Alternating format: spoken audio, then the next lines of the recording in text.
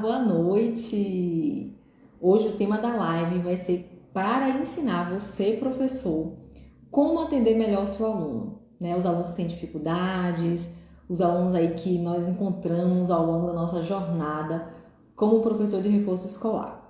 Muito importante a gente entender que para ter um reforço escolar lucrativo, a gente precisa visualizar três áreas, né? Que é o projeto de ter um reforço escolar, a gestão de reforço escolar e o apoio pedagógico especializado, o acompanhamento que efetivamente o professor faz durante as aulas. Então é muito importante a gente compartilhar conhecimento em relação a isso, a entender quais são os recursos, quais são as estratégias que nós utilizamos para atender melhor esse aluno, para entender qual é a dificuldade que ele apresenta e como professor de reforço a gente vai intervir nessa dificuldade. Então hoje a live é sobre esse tema, como atender melhor os alunos de reforço. Vou convidar aqui agora a nossa participante colaboradora da live, que ela é professora de reforço há 18 anos, a Milena Paim. Há 18 anos ela é fonoaudióloga, engenheira e trabalha com reforço escolar. Então a gente vai bater esse papo hoje, conhecer o trabalho dela, tá? Conhecer um pouco e trocar experiência. Então você que é professora de reforço pode estar aqui para compartilhar. Já envia essa live para as professoras que você conhece, para que a gente possa compartilhar conhecimento, tá bom? Então hoje a live vai ser sobre isso. A gente vai entender como um professor de reforço ele vai fazer essa intervenção pedagógica com esse aluno que está apresentando dificuldade. Então a gente vai aprendendo muita coisa ao longo dos anos, né? A gente vai aprendendo muita coisa ao longo do nosso trabalho, ganhando experiência, e isso precisa ser compartilhado. Pronto, vou aparecer aqui, mas não vou me ver, não vou saber como é que eu tô. Tá ótima, tá centralizada, tá tranquila. Olá, boa Boa noite. noite. Você consegue me ouvir direitinho? Consigo sim. Quero que você se apresente, né? Milena Paim, ela é professora de reforço há 18 anos, fonoaudióloga, engenheira, cheia de habilidades e competências aí, e que é também uma apaixonada pela educação. E eu quero que você conte um pouquinho como que você começou mesmo trabalhar com reforço escolar, trabalhar com educação. Conta aí, resume bem um pouquinho pra gente do seu trabalho. Tá. Bom, eu comecei com educação basicamente no improviso. Eu comecei dando aula como um complemento de renda, né? Enquanto eu fazia a Sim. primeira faculdade minha de fono. Só que foi uma profissão que eu exerci e não assumi. Mas foi a profissão que eu mais exerci durante minha vida até hoje. Então eu tenho muita Uhum. experiência, muito mais do que na área de fono, muito mais do que na área de engenharia, na área de ensino e aprendizagem. E acabou que o olhar de fono, o olhar de terapeuta, me ajudou muito também a observar e conseguir interpretar e trabalhar especialmente com crianças com dificuldades de aprendizagem, né? E aí os casos mais comuns que eu recebo são crianças com calculia, dislexia, além daquelas defasagens, né, que não são rotuladas, que não são diagnosticadas. Eu também tenho prática com essas crianças e, né, um olhar de terapeuta também, né, apesar de eu não exercer a terapia quando eu estou dando aula. Mas acaba que tem essa diferenciação também, tem esse, né, esse quesinho a mais que fez com que eu tivesse algumas Verdade. sacadas, talvez até mais rápido do que outras pessoas que tenham começado depois ou tenham começado de outra forma. Mas eu aprendi me virando aos Sim. trancos e barrancos, aprendi a ensinar, porque é uma coisa que tem que ser aprendida, ninguém nasce sabendo ensinar, Sim. ninguém nasce sabendo nada, ainda mais a ensinar. E aí, no começo eu não sabia muita coisa, mas eu conseguia passar. Eu digo, olha, eu vou me virar, eu Uhum. vou procurar aqui o assunto, vou estudar antes, e hoje em dia, quando ligam para mim, é aluno de tal colégio, de tal matéria, beleza, eu nem me preocupo mais em qual é o assunto, qual é a matéria, qual é o ano, tá, eu vou, porque em 18 anos o que eu não vi ainda, eu acho que não existe, ainda não Verdade. foi inventado. Eu tô no nicho do empreendedorismo educacional há 10 anos, né? Há 10 anos que eu entro em contato de passar conhecimento para os meus alunos. E eu ainda sinto assim que para mim é muito tempo. Imagine quando eu estiver com 18 anos aí de profissão, eu vou Uhum. ficar, meu Deus. Melhor ainda, porque a gente vai melhorando com o tempo, não é verdade? E Deixa eu eu te já fazer dou uma aula pergunta, de, Milena. Deixa eu te e fazer eu uma já dou pergunta. aula Eu de percebi todas, com de o várias tempo. matérias, né, ao mesmo tempo.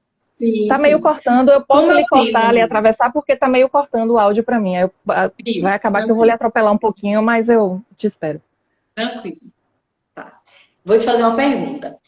Quando Hum, eu dava aula, né, particular, há uns anos atrás, eu percebi que existia algumas dificuldades muito similares entre os alunos, né, entre o público que eu atendia. Veio a uhum, pandemia, as crianças ficaram, né, esses 2 anos nesse ensino híbrido. Teve algumas escolas que demoraram muito de atualizar o sistema, então eles ficaram alguns meses realmente sem aulas. E aí, quando uhum, retornaram para o reforço escolar presencial, essas crianças começaram a apresentar dificuldades gravíssimas. Crianças que passaram sim. pelas séries, né, passaram de ano, mas sem a base necessária, sem os conhecimentos primários para adquirir os novos conhecimentos, os novos assuntos que estavam por vir. E isso Uhum. foi algo que eu já esperava que acontecesse mesmo, mas quando você vê, quando você atende mesmo aquela criança e você percebe, meu Deus, está tendo aqui um assunto que precisa de um anterior e esse aluno parece que nunca viu aquele assunto anterior na vida. Você também percebeu essa mudança nos seus atendimentos pós-pandemia? E os alunos chegaram assim realmente com bastante dificuldade? Olha, eu percebi, assim, sempre existiu um gap, né, entre o aluno que acompanha e o aluno que já não começa a acompanhar. Então, vamos supor, do começo para o final de um ano normal letivo, você já vê a diferença, porque isso vai virando uma bola de neve, né? Você não acompanha do começo, não tem aquele feedback das primeiras provas, e aí o aluno vai precisando de mais e mais, fica com pendência de nota, e quando você pega a bola de neve já no final, é muito complicado de lidar. E depois da pandemia, o gap que houve na diferença do que deveria ter sido aprendido, ou por ementa de curso, ou pelo que o professor esperava, ou pelo que, enfim, a própria escola determina, para o que o aluno realmente adquiriu, o gap se tornou muito maior. Isso para os alunos que geralmente acompanhariam essas aulas, que renderiam praticamente a mesma coisa na aula presencial. E aqueles que já tinham uma dificuldade anterior, eles não simplesmente ficaram com um gap em relação aos outros como era antes. O gap deles em relação aos outros aumentou muito. Eles Sim, ficaram muito para trás. Então, sim, tem crianças que estão com 7, 8, 9 anos sem alfabetizar, porque, querendo ou não, foram 2 anos de pandemia. Tem crianças que não sim. estão com as operações básicas adquiridas, né? As 4 operações básicas, que é somar, dividir, multiplicar e subtrair. Então, tem uma defasagem que já era uma coisa notável e ela acabou se destacando muito mais. A pandemia veio para colocar uma luz em cima disso aí, em cima da questão da aprendizagem, da dificuldade que algumas crianças têm de realmente acompanhar o ritmo de uma turma, e não Sim. necessariamente ela tem que respeitar o ritmo da turma. Na verdade, algumas coisas poderiam ser adaptadas para o ritmo da criança, e isso não Sim. acontece. Em uma turma com 40, 50 alunos fica difícil de fazer isso, mas essas crianças sofreram muito, muito mesmo. Talvez um Sim. pouco mais Tem do que alguns as outras crianças estudiosos, que acompanhavam. Uhum. tem alguns estudiosos que falam, né, que essa educação tradicional de colocar um professor para atender 30, 40 alunos, ela não faz um processo de aprendizagem eficaz, né? Porque Uhum. cada aluno ele tem suas particularidades, tem suas especificidades e às vezes o professor ele não consegue por conta de tempo mesmo, né? Porque ele é um professor ruim não, por conta de dinâmica de turma, não consegue aprofundar muito e nem pegar na mão desse aluno de forma individual que é o que o professor do reforço faz, que é esse papel, né? Que a gente consegue perceber exatamente onde está a dúvida. A gente consegue ali, em 1 hora e meia de consultoria, de mentoria, identificar o que é que está, qual é a lacuna que está aberta em relação àquela disciplina. Muitas vezes também o estudante vem estudando de uma forma errada. Tem várias situações assim, que quando eu pergunto para o estudante, como que você estuda em casa? E aí, como ele não tem auxílio nenhum, de nenhum responsável para auxiliar ele naquela disciplina, ele começa a ler o capítulo da primeira folha, vamos supor que tem 60 folhas para cair na prova, ele começa Uhum. a ler, ler, ler. e ele está ali sem ter uma aprendizagem significativa. E bate o Então, desespero porque ele começo vê que está lendo e não está absorvendo. não está absorvendo, né? Na verdade, ele não está realmente retendo esse conhecimento, porque ele não tem estratégia, ele não consegue ver como um todo, ele não consegue montar a estrutura daquele assunto. Por onde começar? Eles não têm, falta muita técnica também de aprender a Sim. revisar um assunto. Eu percebo muito isso. Me conta uma coisa, Milena, em relação às estratégias que você usa quando você encontra um aluno com esse gap aí grande de dificuldade de aprendizagem. Quais são as primeiras coisas assim que você orienta esse aluno no momento das suas aulas? Bom, geralmente o que acontece é, os pais me ligam e já dizem assim, fulaninho está com dificuldade de matemática. Então, eu já chego direcionada para um problema, para solucionar um problema. Às vezes a matemática, na verdade, está contaminando outras matérias, e aí eu vou descobrir isso depois. Ou tem outras questões envolvendo que não é a dificuldade em si em matemática, mas é uma desatenção, é uma falta de interesse, né?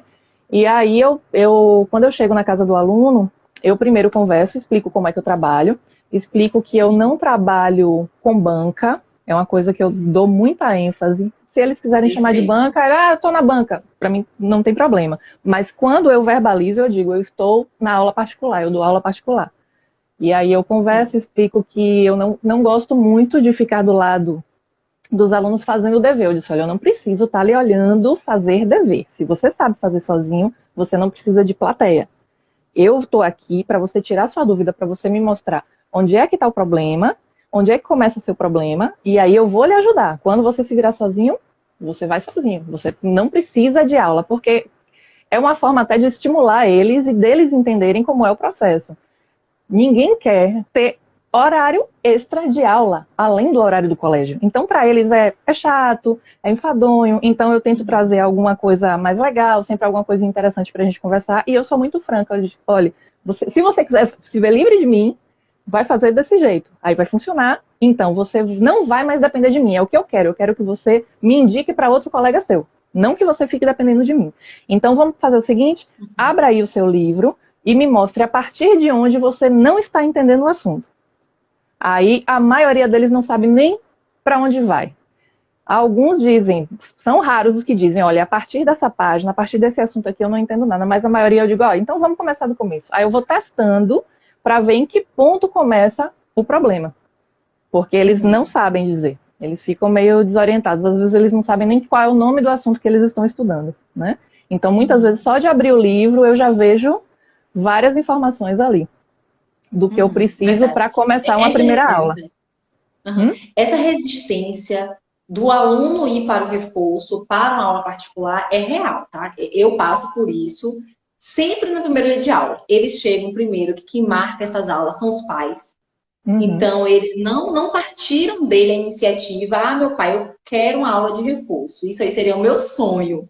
Mas no início não acontece isso, né? É fato, não acontece. O pai vê realmente, às vezes na nota, né? Ou até um questionamento mesmo, que não está entendendo o assunto, ou que está um professor da escola, saiu, mudou para outro, ou uma mudança de escola, existem vários fatores para que um pai ele decida colocar o filho em um reforço escolar.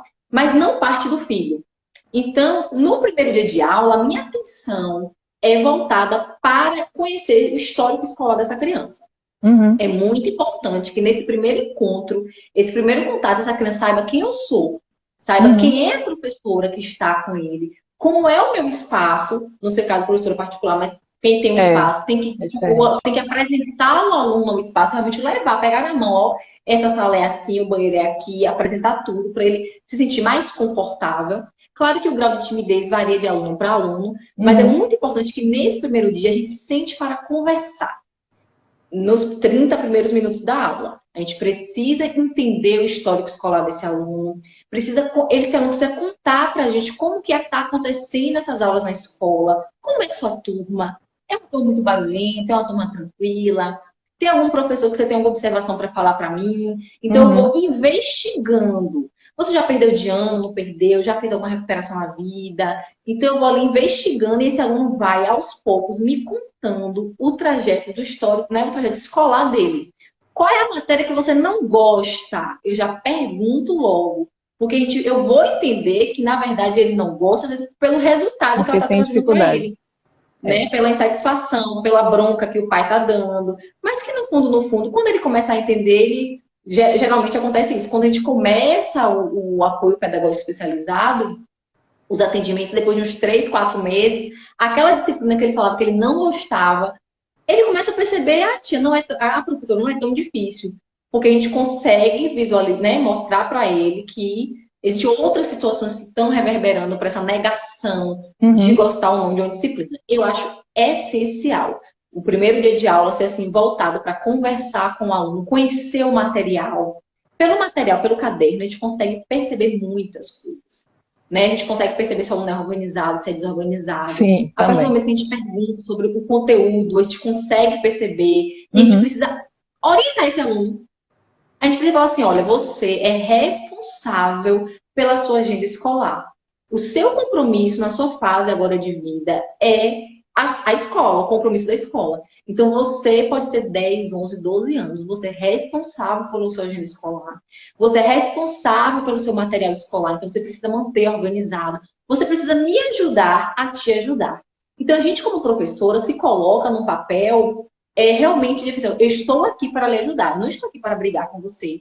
Eu não estou aqui para gritar com você. Eu estou aqui como uma ponte para você sanar suas dificuldades, sanar suas dúvidas. Pode confiar em mim, pode confiar no meu trabalho. Eu vou conversando com ele isso nesse primeiro momento, até chegar realmente no assunto propriamente dito. A gente precisa fazer essa abordagem com o aluno para que ele se sinta seguro, acolhido, porque eles chegam resistentes. Eles chegam assim, teve aluno, teve uma vez, vou contar um caso para vocês. Teve uma mãe de um aluno de 9º ano que matriculou ele, não trouxe o aluno para conhecer, para me conhecer, ele já era independente, né? Aí mandou ele, disse onde era, o número, mandou ele chegou aqui, eu sou filho de fulana, vim ter aula. Mas assim, o menino tava com uma cara revoltada, revoltada por estar em um ambiente que ele não conhecia, que ele não foi apresentado antes, que, enfim. Aí eu acolhi esse aluno, fiz todo o processo, que todo aluno no primeiro dia aula passa pelo mesmo processo de conversa, definição de metas, vamos olhar boletim, vamos bater um papo antes, vamos me conhecer, conhecer o espaço, conhecer a minha proposta de trabalho, vamos entender aqui qual é a minha responsabilidade, qual é a responsabilidade do aluno, né? O que eu preciso de você para o meu trabalho ficar, né? Para o meu trabalho evoluir. Então, a gente precisa conscientizar esse aluno, independente da idade, tá? Independente da idade. Eu faço isso com todos os meus alunos. E aí, ele chegou aqui muito, muito assim, resistente mesmo, nervoso, com a cara triste. E aí, eu fui conversar com ele, bater um papo e tal. E depois, a gente começou a atividade. A gente foi, eu conheço seu professor é muito conhecido. Eu distraí ele e tal. Quando ele chegou em casa, a mãe dele mandou uma mensagem no WhatsApp. O que você fez com meu filho? Eu tomei um susto. Porque eu pensei, meu Deus do céu, o que foi que aconteceu? Aí ela falou assim, ele adorou o reforço. Disse que amanhã ele vai. Tipo, no primeiro dia de aula, eu quebrei a crença limitante do aluno de que reforço é uma coisa ruim. De que reforço é uma coisa assim, meu Deus, eu tô aqui num castigo que minha mãe me colocou. A gente não pode, esse aluno não pode entrar na aula dessa maneira. Porque ele já cria ali bloqueios mesmo de aprendizagem. Não tem como você abordar, solicitar uma atividade para o aluno fazer satisfeito se ele está ali resistente para ter a aula de reforço. Então, esse primeiro contato com o aluno é essencial, é a chave. É essa conquista. Você conquista o cliente, né, para ele confiar no seu trabalho, que é o pai, o responsável, mas você também tem que conquistar esse aluno. Então, é muito importante que a gente seja fonte de escuta para esse aluno.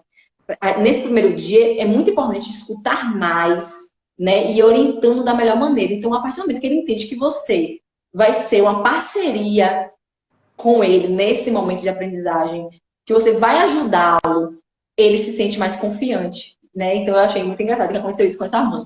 E aí eu fiquei muito feliz. Eu pensei, que bom, porque ainda mais adolescente, né? No 9º ano já é adolescente. Então, os adolescentes são mais resistentes ainda.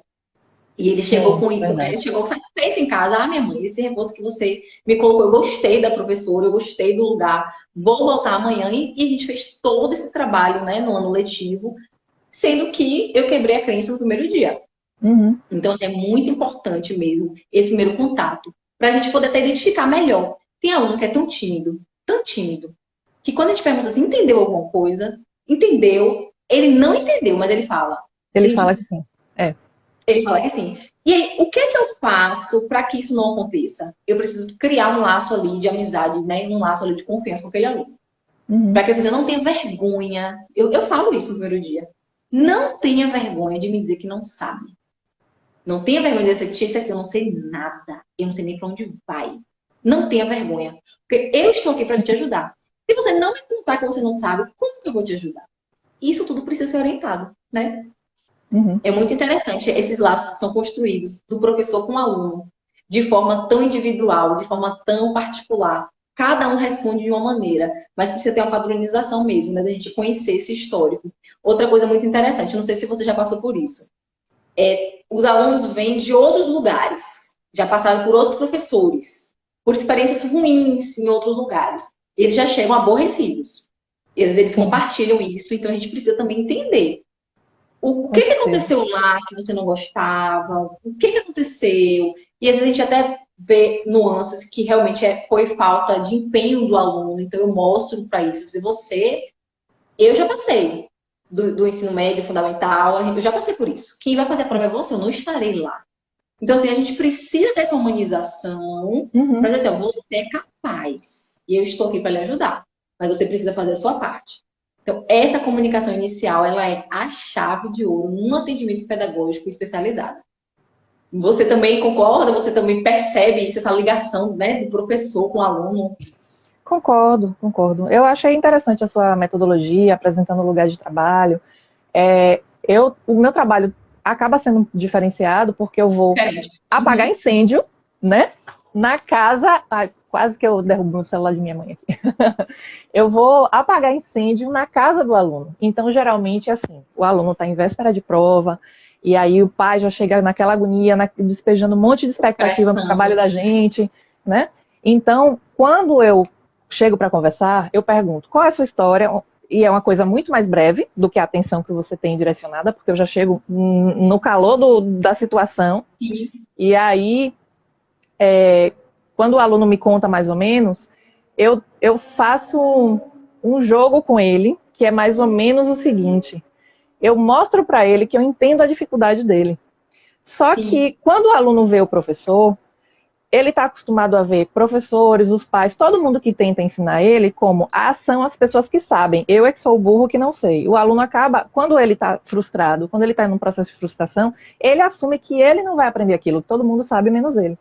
E eu já ganho o aluno a partir daí. Eu digo assim, aí eles perguntam para mim: você dá aula de quê? Eu disse: eu dou aula da maioria das matérias. Todas as matérias que você precisar, eu vou lhe dar aula. Só se você for fluente em inglês, que eu não vou lhe ajudar em inglês, que eu não sou tão fluente. Mas no que você precisar, eu vou lhe ajudar. Você dá aula de tudo? Sim. Para todas as séries, desde a alfabetização ao final do terceiro ano. Aí ele: poxa, você é CDF. Eu disse: não. Você Ele falou. acredita? Você acredita que meu segundo grau, todo final de ano, eu chorava e ia para a prova final de matemática? E hoje eu estou dando aula? Aí eles ficam assim, sem acreditar. Eu digo: é sério, eu chorava todo final de ano, eu não entendia a matéria. Sabe quando foi que eu fui entender a matéria? Não foi nem quando eu fui estudar para vestibular, foi quando eu comecei a dar aula, eu comecei a ensinar, e aí eu comecei a enxergar a matéria de uma forma diferente. Então, não ache que eu estou numa situação aqui só de professora. Eu entendo como funciona para você. Eu vou trabalhar no seu ritmo, você vai me dizer se você está entendendo ou não. E mesmo quando a criança é tímida e ela não consegue dizer, ela tem vergonha de dizer que não está entendendo, ou até acha que entendeu, mas não sabe explicar, eu sempre testo. Eu sempre pergunto: me diga aí, o que foi que você entendeu? Ou então eu faço assim: faça de conta que eu tenho 5 anos de idade. Você vai ter que explicar para mim, eu não sei nada, então você sabe mais que eu. Me explique aí o que foi que você entendeu. Eu não sei nada. Você é o professor. Aí ele vai tentar explicar. E a partir daí eu digo: olha, pegou, não pegou o assunto. Porque tem gente que começa a se atrapalhar desde o momento da explicação. Então eu acabo cobrando esse feedback e acabo testando eles. E aí eles ficam um pouco mais à vontade. Quando eu falo: olha, se eu conseguir, você também consegue, sabe?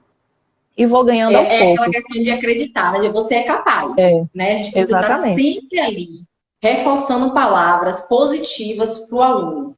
Eu fico muito chateada quando o aluno chega aqui e fala: tia, eu sou burro, professor, eu sou burro. porque ele ouviu isso de alguém. Uhum. Ele não tirou essa conclusão, né, essa autocrítica sozinho. Ele escutou isso de alguém, eu tenho certeza. Então, a primeira coisa é aqui está proibido falar isso. Não Uhum. existe isso. Você é capaz, você faz tanta coisa. Você tem quantos anos? Quantas coisas você já aprendeu ao longo da sua vida? Uhum. Quantas coisas? Né? Então, Uma eu vou ali conversando com ele sobre isso. Ele vai entendendo, nossa, tem uma professora que acredita em mim. É verdade. Já aconteceu, A gente tem inclusive, que ter de uma vez esse cuidado com ele. eu puxar a orelha de uma mãe, porque no meu caso, voltando, como é aula particular, eu estou na casa da pessoa, estou vendo a dinâmica da família. Às vezes, pai e mãe tá passando, aí ouve que eu estou conversando e tal. E aí, tinha uma mãe que falava comigo, venha dar aula fulaninha, porque fulana tem dificuldade em matemática, ela tem dificuldade em matemática, ela tem dificuldade. E aí eu cheguei e dei um toque para a mãe, eu disse, olha, mesmo que ela esteja com dificuldade de matemática, é muito ruim para ela ficar ouvindo a própria mãe dizer que ela tem aquela dificuldade. Ela não está, ela tem. Ela vai assumir para ela, para a vida dela, eu sempre tive dificuldade, sabe? E não uma Exatamente. situação de, eu estou com dificuldade no assunto. Aí eu disse, olha, não fale mais isso, evite de falar, pelo menos na frente dela. E é uma outra coisa que eu faço também, se eu der aula e souber, e eu percebo que o aluno não rendeu o suficiente para a prova, eu não vou desacreditar ele. Em momento algum eu vou avisar ele, olha, você não vai se dar bem na prova. Eu digo, olha, vá fazer seu melhor, faça concentrado. Tem uma frase que eu começo, todos eles sabem como é o final da frase.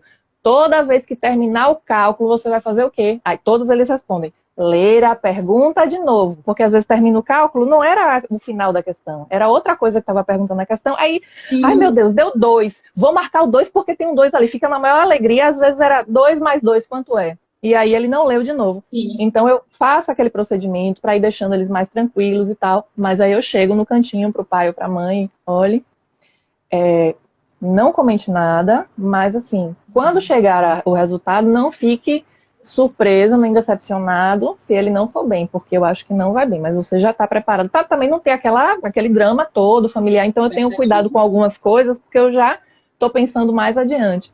Mas essa questão do Você acha ele que tem dificuldade, eu corrijo muito, a não ser que já tenha algum laudo diagnóstico. Tá sim. diagnosticado, fechou o diagnóstico com dislexia, com descalculia, com déficit de atenção. Ainda assim, se rotulando ou não, porque querendo ou não, às vezes quando assume um rótulo, é aquela coisa, isso aí me serve de desculpa. Não, eu tenho dislexia, não, eu tenho descalculia, não vou lidar com isso. Eu também combato um pouco dessas ideias. Eu tenho uma aluna com descalculia que ela tem direito de usar a calculadora na hora da prova. E aí eu desde o começo, quando eu comecei a dar aula a ela, eu disse, você vai usar na hora da prova. Agora, assim, algumas pessoas podem até questionar o meu método ou o meu raciocínio. Mas eu disse a ela, comigo na minha aula você não vai usar a calculadora, beleza? Beleza. E aí, por quê? Porque assim, por mais que a gente tenha sempre o celular na mão, vai ter algumas situações da vida dela que ela vai precisar fazer algumas continhas de cabeça. Mesmo que ela tenha mais dificuldade. E aí, um troco, qualquer coisa que aconteça, eu disse, olha, eu fico até brincando, com dinheiro ninguém erra conta, eu sempre brinco assim, né, com dinheiro ninguém erra conta, se eu lhe der R$ 10 e o produto for 2, quanto é que eu vou ter que devolver de troco? Aí a pessoa fica mais interessada porque ela vai querer negociar, ela vai querer levar vantagem, eu digo, com dinheiro ninguém erra conta.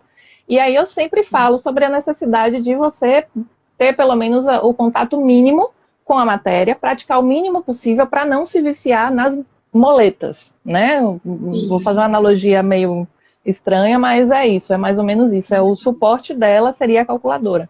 E aí acabou que, hoje em dia, ela sabe várias contas de multiplicar, ela melhorou muito no raciocínio matemático, muito mesmo.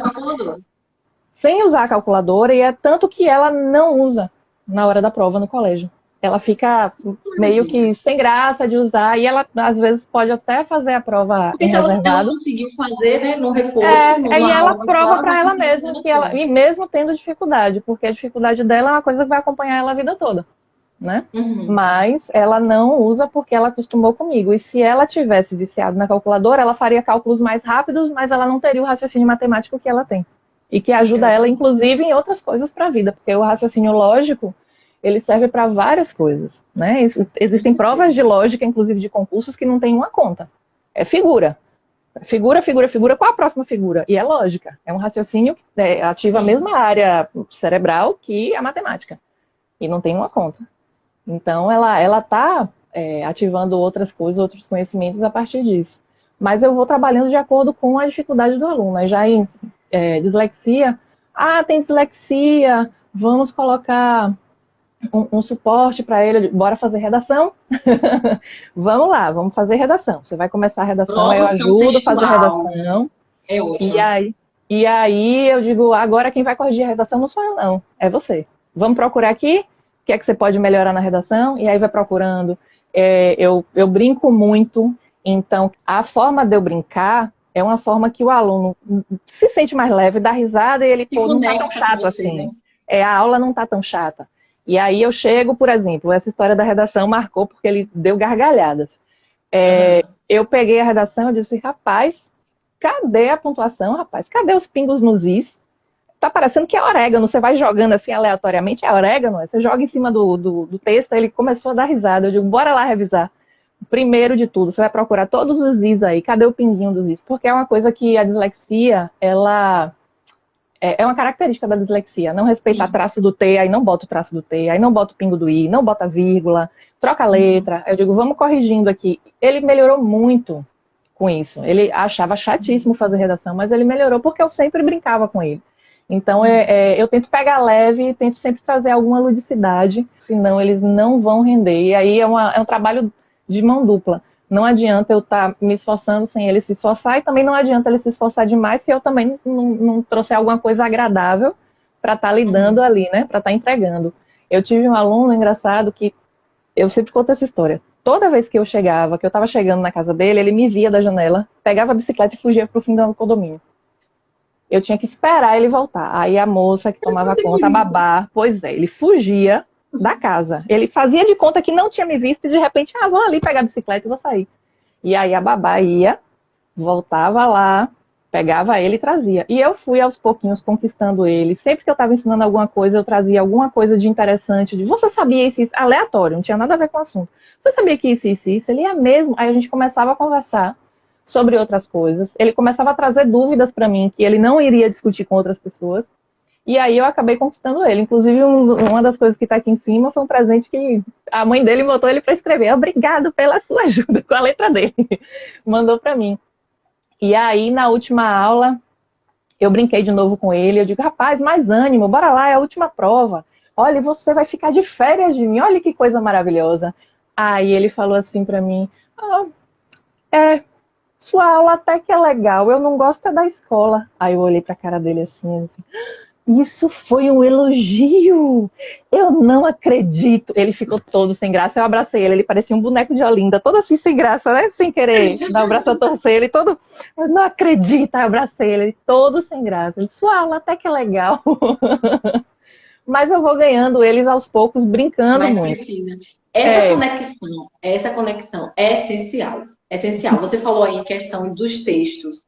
Eu utilizo muito aqui produção textual e leitura para alunos que têm ainda uma dificuldade muito ortográfica, né? Que escrevem ainda muito errado. Né? Alunos de 7º, 8º ano, que a gente não permite mais alguns erros ortográficos, ele ainda tem muito pesado isso. Então, antigamente, todo mundo fazia o quê? O aluno escrever aquela palavra com 2 S 50 vezes. Então, hoje a gente não pode tendenciar esse aluno para essa mecanicidade, né? Ser um copista. Então, eu faço com ele com produção textual, a gente escolhe um tema legal juntos, um tema que ele goste de falar sobre, também não vou trazer temas assim, que ele ache desinteressante, já que eu quero que ele trabalhe a criatividade e a elaboração de orações escritas da maneira correta. Então, realmente, é muito importante a gente ter essas estratégias. Para cada dificuldade, eu tenho aqui uma carta na manga. Não só aquela questão mesmo do assunto da prova. Porque a prova é um período. Tem uns períodos na escola que não tem prova. Então, é nesse período que não tem prova que eu vou abordando essas dificuldades. Se o aluno está aqui escrevendo, está com ortografia ruim, eu quero essa produção textual 3 vezes na semana. Eu quero isso, então eu vou adaptando aquele aluno. né? Então é muito importante incentivar a leitura. A leitura é um ponto muito importante. Eu adoro falar isso. As mães, não sei se você passa por isso, Milena. As mães chegam aqui e falam assim: Fernanda, meu filho não gosta de ler. Não gosta de ler, ele não pega no livro. Aí eu vou e pergunto: mãe, e ele te vê lendo? Ele te vê pegando no Exatamente. livro? Eu pergunto. Aí elas ficam assim. Eu disse, então, ele já não tem esse exemplo tão vivo ali diário em casa. Vai Uhum. desestimulando. Faz um momento de leitura em família, faz um momento de qualidade com ele de leitura.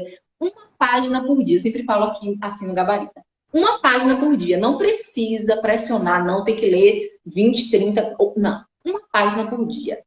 Até ele pegar esse gosto, até ele entender, nossa, que interessante, uma página por dia, quero saber. Aí, depois de 2 semanas, ele está lendo mais duas, sem cobrança. A leitura, ela precisa estar inserida no processo também de ano letivo, de uma forma muito natural. Que seja livros também, que não seja só da escola. Vamos buscar livros didáticos, livros Sim, de histórias que interessem, de temas que interessem a esse aluno. Aí é uma queixa, com assim, certeza. unânime, que meu filho não gosta de ler, mas eu não vejo o pai e a mãe lendo. Então a gente precisa ter muito cuidado, né, na verdade, com essa questão do que o pai cria expectativa no seu filho e o que ele está mostrando. Né? O que, que ele está ensinando? Às vezes você não precisa falar. Basta Uhum. o filho ver que minha mãe está lendo um livro. Aí ele chega perto. Você está lendo o quê? Isso é livro de quem? Então ele começa a se interessar. Você ele não falou nada. Então eu vou tentando também orientar esses pais para ter um outro olhar. De não só Uhum. exigir, exigir, exigir, mas compartilhar. Né? Compartilhar. Quando chega mesmo a nota baixa, a nota ruim, eu falo, você precisa saber abordar. A grande questão é filho, o que você vai fazer para se ajudar? O que você vai fazer aqui de mudança de rotina de estudo para melhorar essa nota? Eu quero saber o que você vai fazer. A responsabilidade é do aluno. A responsabilidade é do aluno. Então, às vezes, as mães brigam, botam de castigo, tomam celular, faz aquele negócio assim, né?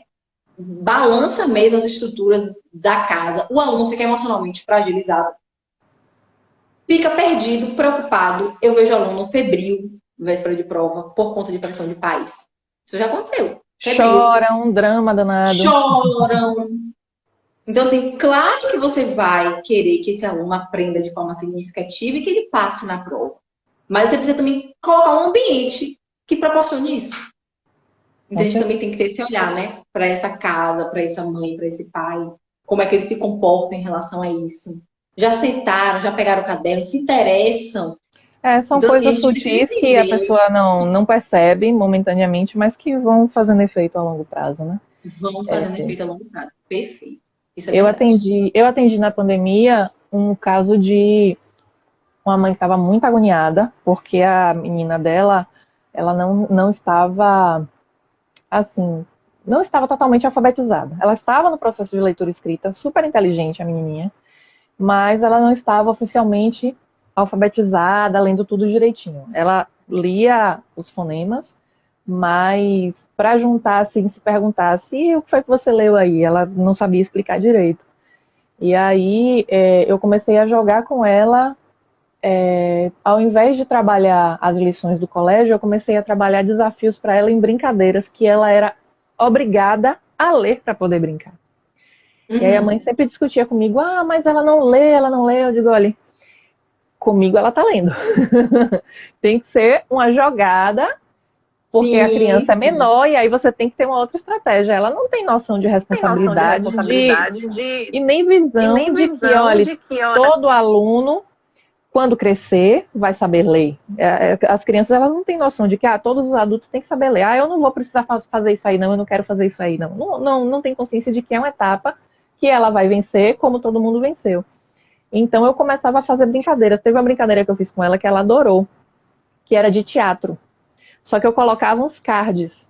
Você é um médico cirurgião que está indo para uma cirurgia muito importante. Alguma coisa assim, eu colocava no card. Aí ela tinha que ler, e aí ela fazia de conta que era um jogo de mímica. Ela não podia dizer o que era, mas ela tinha que fazer os gestos como se fosse o médico.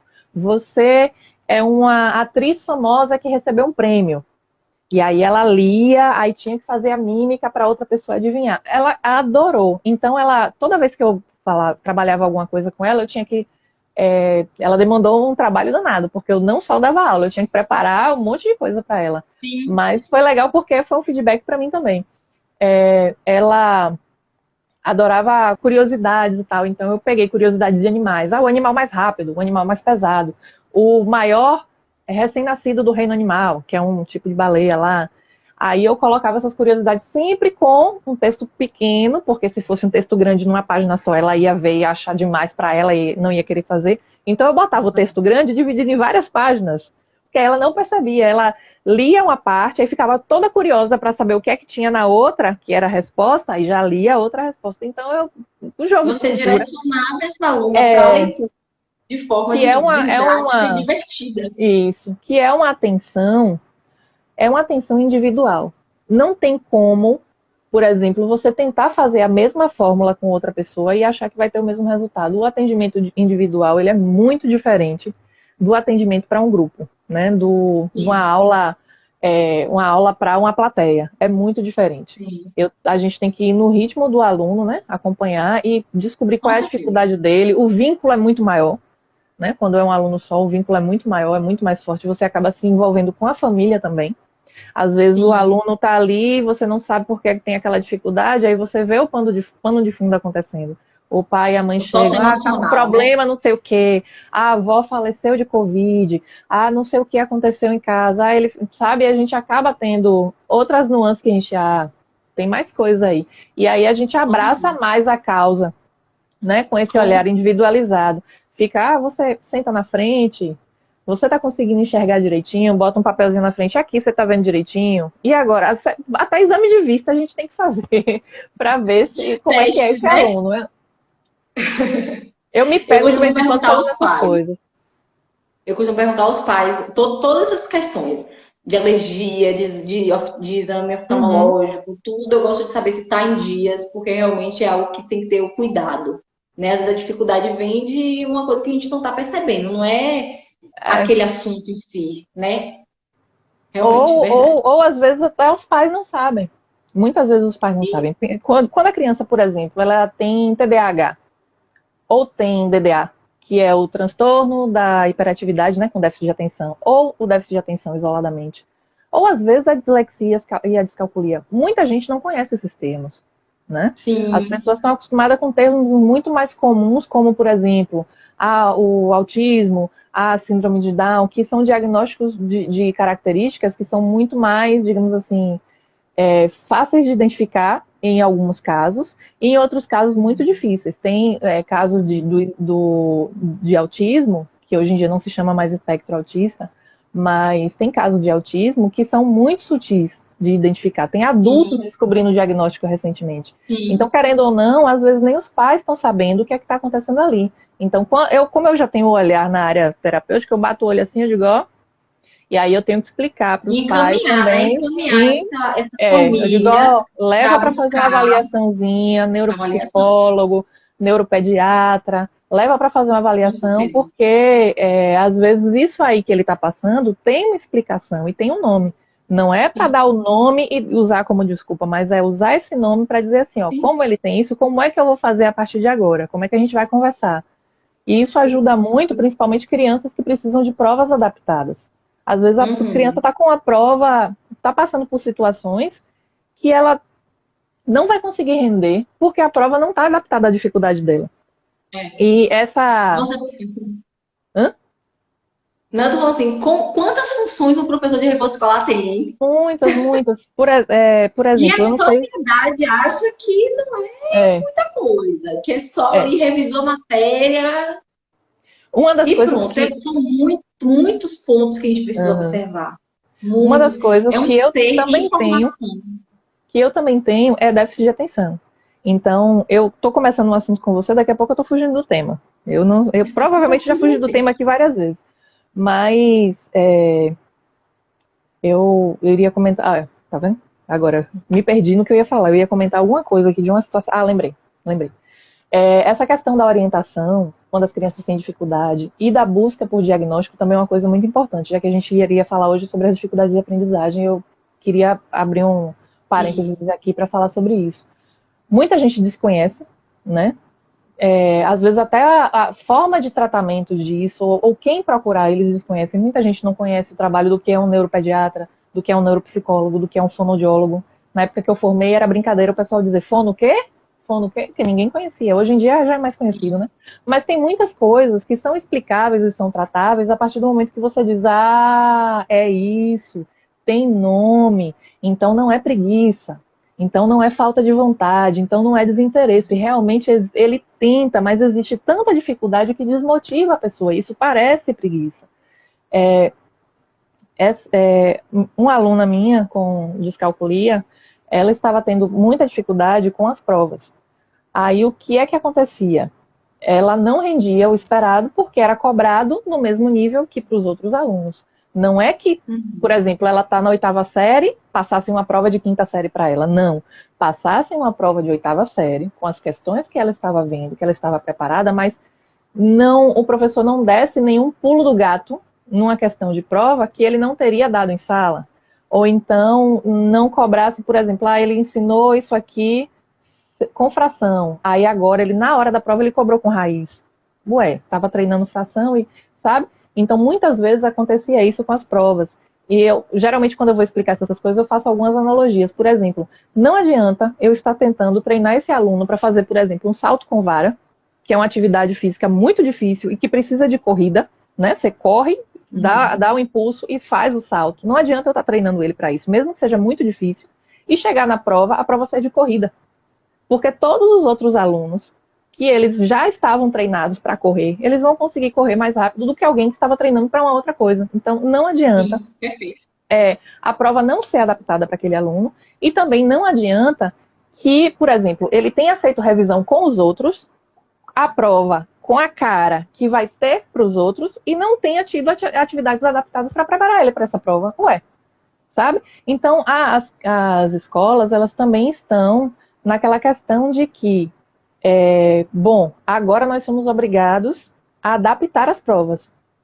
Mas como é que a gente vai orientar, vai adaptar? Não tem muito padrão ainda, as pessoas ainda estão meio perdidas, os próprios professores novo, né? ainda estão muito perdidos em como adaptar. Porque o que acontece é que, outra analogia, essa analogia eu expliquei para os pais como era importante fazer a adaptação de acordo com o aluno. E aí vem a questão da importância desse olhar individualizado para aquela dificuldade. Essa minha aluna, eu descobri que o colégio, ele estava elaborando a mesma prova. Tem que fazer prova adaptada, beleza, vamos fazer. Aí eles resolveram fazer a mesma prova adaptada, com o mesmo formato, para quem tem descalculia, quem tem dislexia, quem tem déficit de atenção, quem tem hiperatividade. E eu fiquei assim... Como se fosse uma coisa só. Como botaram todo mundo no balaio só? Beleza, esses são os alunos que estão gerando problema, vamos botar num balaio e vamos botar a prova adaptada para eles. Gente, isso não é prova adaptada. Ela foi adaptada para quem? Se adaptou à dificuldade do colégio, não dos alunos. E aí eu falei com essa mãe, eu mandei um áudio, inclusive, para ela, explicando o seguinte. Gente, imagine o seguinte, você tem um aluno de visão baixa, um aluno deficiente visual. Você tem um aluno com surdez moderada ou profunda, deficiente auditivo. Você tem um aluno cadeirante. Beleza. Você tem esses alunos, você precisaria do quê? Você precisaria de um acompanhamento em Libras, você precisaria de um acompanhamento em Braille, você precisaria de uma rampa. Você pega esses alunos todos que estão dando dor de cabeça para a escola, digamos assim, estão dificultando o trabalho na escola, você faz uma rampa para os 3. Não resolve, né? Vamos resolver. O problema é esse, vamos colocar uma rampa. Aí você colocou a rampa que serve para um. E os outros? Sabe? Então, por que que fisicamente é tão fácil você enxergar as diferenças? E cognitivamente, lembrando que cada indivíduo é um indivíduo, por que cognitivamente é tão difícil e precisa rotular e colocar eles dentro de uma caixa como se eles fossem o mesmo grupo, sem respeitar a individualidade de cada um? Então, eu acabei usando esse exemplo de um aluno cadeirante porque é muito visível no físico, né? As diferenças. Não, a gente consegue enxergar que precisa de adaptações diferentes. Como é que uma pessoa que tem problema de cálculo vai fazer a mesma prova do mesmo jeito que uma pessoa que tem problema com a leitura e com a escrita? Não tem cabimento. E o colégio estava fazendo isso. E foi uma É coisa muito que, sabe? importante disseminar essas informações, né? É muito importante mesmo que a escola comece também a ter um novo olhar. Nós, como professores de reforço, ter um olhar de estar orientando o Uhum, pai e a mãe, orientando a escola, ter um uhum. psicopedagogo de confiança para a gente estar encaminhando esses alunos. É muito importante que o gabarito a gente tem aqui mesmo no espaço. Faltam 3 minutos para a live cair. A gente conversou bastante, viu?